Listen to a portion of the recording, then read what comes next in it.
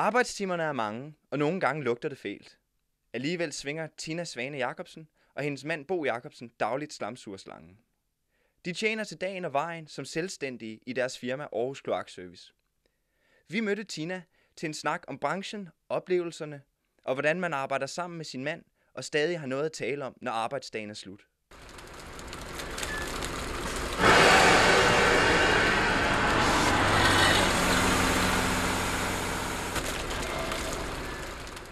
Jeg startede med at sidde på kontoret de første 6 år, og da det så egentlig begyndte at kede mig temmelig meget, så tog jeg det store kørekort og sagde, at nu ville jeg altså også godt ud at være med. Vi er ret enige om, at det at være selvstændig, det er ikke et arbejde, det er en livsstil, og det er jo meget sjældent, at jeg arbejder sammen med min mand. Vi har også hver vores måde at gøre tingene på, og vi har begge to været i det i mange år, ikke også? Så det kan selvfølgelig godt skabe nogle konflikter, når den ene synes, at man skal gøre det på den måde, og den anden synes, at man skal gøre det på den måde. Så vidt muligt synes jeg, at vi forsøger, at vi ikke arbejder sammen, at vi er hver vores sted, ikke? Også for vi har noget at tale om, når vi kommer hjem, ikke? Det er jo også vigtigt, at man har haft nogle oplevelser hver for sig. Altså det meste af det, vi laver, det foregår jo oven for jorden. Der er mange, der sådan ligesom siger, at det er ulækkert at køre slamsuger, og det lugter grimt, og det er lort det hele, ikke også? Men det er det jo ikke. Altså, vi står oven for jorden, og ja, kunne fri mig vel, selvfølgelig lugter det en gang imellem. Det kan godt være, at vi kører slamsuger, men der er heller ikke nogen af os, der synes, det ville være rart at få en mundfuld af det, der er derinde, vel?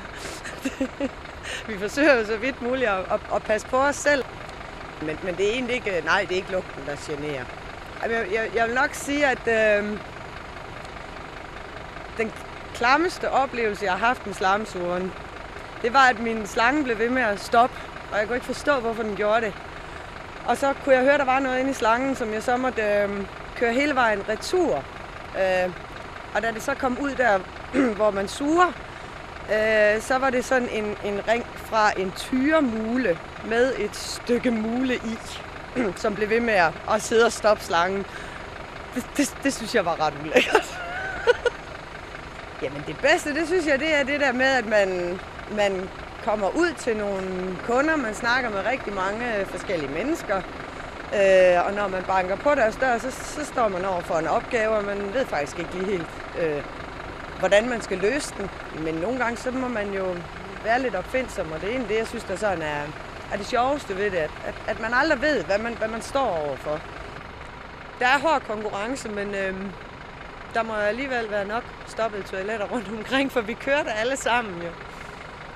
Jeg synes, vi har rigeligt at se til, både med slamsuger og tv-biler, reparationer. Altså det, jeg synes, vi har nok.